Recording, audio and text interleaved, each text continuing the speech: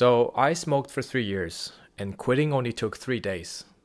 And it's not a clickbait. Here's something that I wish that someone would tell me before I even lit up my first cigarette. And before you click away, it's not a health lecture. We all know smoking is bad. Like everybody does. It's about something deeper. Something that I genuinely wish that I understood earlier. So whether you're smoking now, or trying to quit, or you've never touched a cigarette, I think you will learn something from this. So here's how I started. It was the final week of my first year of college. I remember I was still in China. I had 2 days to memorize this entire textbook because I'm that kind of person who slacks off the whole semester, and I was trying to remember everything, and it was very rough. So I remember someone told me that smoking cigarettes might help you with focus. And plus, I was seeing a bunch of people smoking anyways. I'm like, okay, worth a try. So I went to the convenience store and I got a pack of cigarettes. It was so disgusting that I remember I was saying, who the hell would enjoy this? Like normally people would just stop, right? But I was stubborn as hell. And once I start something, I see it through, even though it's a terrible idea. So I kept smoking until I learned how to tolerate it, and I convinced myself that I was enjoying it. And I thought I was learning this cool new thing. I mean, if something is easy to learn, then it ain't worth that much, right? And plus, movies just make smoking look so cool. So I think I got brainwashed by them a little bit. But here's the thing about smoking in China. It's not just a habit, it's social currency. So once people know that you smoke, they will offer you cigarettes constantly. It just becomes part of how you connect with people. And once you're in that circle, it's really hard to get out because every social situation just becomes a trigger. So I kept going until it became a habit, and I thought that meant that I was actually starting to enjoy it. So fast forward 3 years, at that point I smoked regularly. I didn't even have any health issues, to be honest. I guess it was just because I was very young. I was like 20 years old, and I'd only been smoking for like 2-3 years. So I didn't really have a serious health issue to deal with back then. But that was also the time when I was about to graduate from that university. That's when things starting to hit a little bit different. So here's the fun thing about growing up in an Asian household. Sometimes you feel like you gotta live up to their hopes and their expectations. And I'm not even sure if that's a good thing, to be honest. But sometimes I think this pressure, this needs to make them proud, it just creates constraints. And it stops you from doing what you actually want to do. So I consider just say living up to expectation is purely a positive thing. But regardless of how I feel about it, the pressure was there, and it just made me start thinking. My parents never smoked, and my parents spent so much time and money raising me, giving me the opportunities. And man, I used to hate smoking, and I hate those who smoked. And now I had become exactly that person. And to be honest, I was really disappointed in myself. I just hadn't really sat down to think it through. But as college was ending, I started reflecting on all of this. I felt this guilt that I couldn't shake. Not because my parents were disappointed. I mean, they didn't even know that I was smoking back then. But because I know that they would know at some point. And I promised them that I wouldn't smoke, but I did it anyway. I'm not saying I'm someone become super driven to make everybody proud all the time. But I just feel like I didn't want to be that person, you know? The person who couldn't keep a promise to the people who raised them. And I think that ultimately pushed me to quit. Plus, I really missed the kind of person that I was at the beginning of my freshman year. The version of me who didn't need cigarettes to feel happy, to feel normal. I remember someone recommended me this book called The Easy Way to Stop Smoking.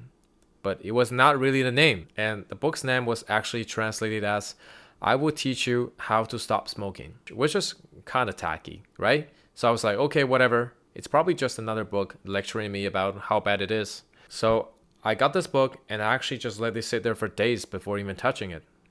And I remember this one day that I was kind of bored, so I just opened it up. And what really caught my eyes was how terrible the writer had to go through.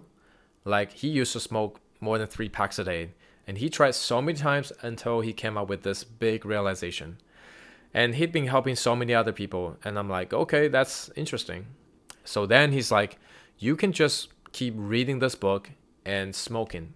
And if after this book you feel like you still want to smoke, there's no bad feelings. That's different, because most books will just guilt you into stop smoking, and then one day you relapse, right? I kind of respected that, and that actually helped me to finish reading the whole book. I remember after reading this whole book, I'm like, man, I wish I knew this book earlier. Even though I didn't have 30, 40 plus years of crazy smoking history, I still feel like I resonated with the author, especially missing the old version of myself. So here's the basic logic of this book. Well, I'm just making up one example here. You can think about smoking as being in a toxic relationship. At the beginning, you thought this person was making you happy. You thought this person was adding something to your life. But actually, they're not. What really happened was that they hurt you, and then they temporarily stopped hurting you, and you took that relief for happiness. In reality, you don't really need them because they're good for you. You need them because they made you dependent on them. If you could go back in time, if someone gives you a chance to redo everything, you wouldn't even start in the first place. Just like non-smokers, they're not sitting around resisting cigarettes. They don't even care enough to think about smoking. Here's another example. Imagine someone punches you in the face every hour. Then 55 minutes later, they stop punching you. Would you say, "Oh, thank you for making me feel so good"? No. You would say, "Stop punching me in the first place." And that's nicotine. It punches you and you stopped and you call that enjoyment. But here's one of the most practical things this book taught me. Don't try to not think about smoking. When you try to resist thinking about something, you're constantly reminding yourself what you're giving up. So instead, the book teaches you to think actively like, I'm a non-smoker. I don't want cigarettes. So it's not resistance anymore. It's just a shift in identity. And I talked about this in my previous videos. Feel free to check them out. So yeah, basically I quit. And honestly, it didn't even take 3 days. I would say the day after I finished the book, I completely quit. I'm not gonna say it was completely effortless. There were months when I felt like a little bit something was missing, but it wasn't dramatic at all. I was patient, so I was just waiting for my body to reset. And the funny thing is, even after 6 months after I quit, I sometimes still had the dreams where I'd be smoking cigarettes. I'd be like, oh shoot, I just started smoking again. And then I felt this wave of regret and panic. And then I would wake up and feel relieved, like, oh, it was just a dream. You see, even my subconscious mind didn't want me to go back to smoking. I remember after a whole year I quit, there was one time when I was with my friends and I'm like, okay, I want to find out if I actually wanted to smoke again. So I actually tried one, which was actually against the principle of the book, but I tried it anyways. And I was instantly disgusted by the smoke of the cigarettes.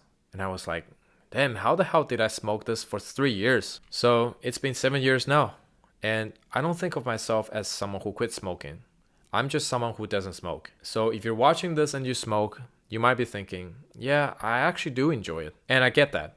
But ask yourself, do you enjoy that first cigarettes, or did you learn how to tolerate it until your brain tricked you into thinking that it was good?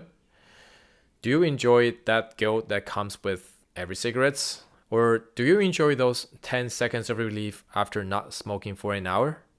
If it's the last one, then probably that's not enjoyment. That's just dependency. So I'm not going to tell you what to do, but I'll tell you what helped me. Again, this book is called The Easy Way to Stop Smoking. And it doesn't force you to quit, but it changes how you see smoking. Once you see it differently, you don't need willpower anymore. You just sincerely don't want to smoke. And if you still want to smoke, fine. At least you already gave yourself a chance to see things from a different angle. I mean, if you care enough to open this video, then I'm sure that you're someone who wants to grow, who wants to evolve, and that's a good thing. And then imagine, 5 years from now, you're not smoking. And when you look back, would you be happier or would you regret not trying? Thanks for watching. I'll see you in the next one.